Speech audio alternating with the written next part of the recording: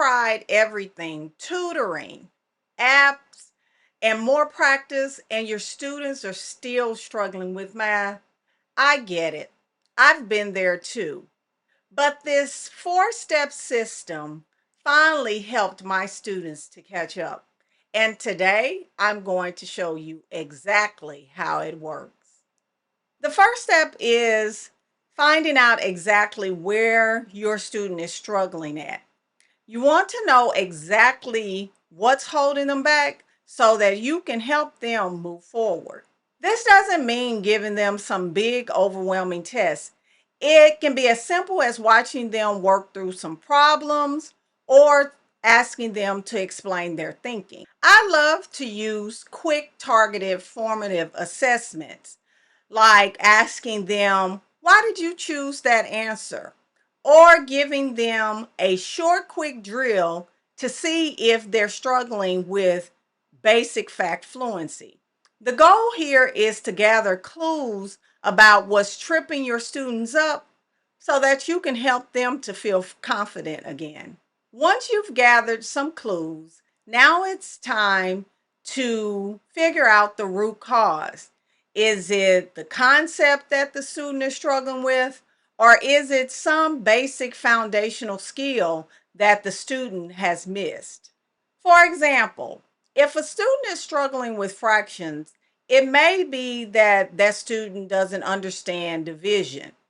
This step is about digging deeper and finding the why behind their mistakes. And here's the thing, when you pinpoint the real issue, you're not just solving a math problem, you're also giving the student the chance to feel capable and successful. Now that you know what the problem is, it's time to reteach. But the key here is to keep it bite-sized and focused. You don't have to teach the entire unit. For example, if the issue is place value, spend 10 minutes connecting the concrete to abstract. Keep the session short and positive and hands-on whenever possible. The goal is to make the learning stick and not overwhelming for them.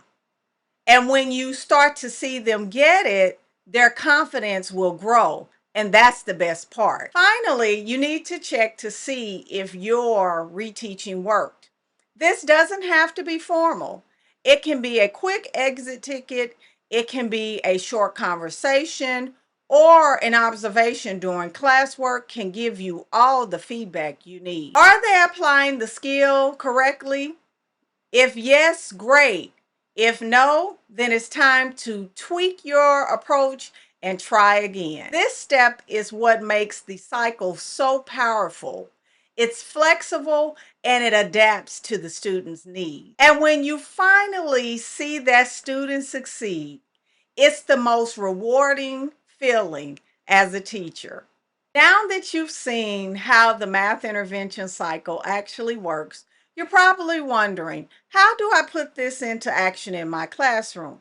Don't worry, I got you covered. In the next video, I'll show you how to get started step by step and how to make this process work for your students. Trust me, you don't want to miss this. Let's keep this momentum going, and I'll see you in the next video.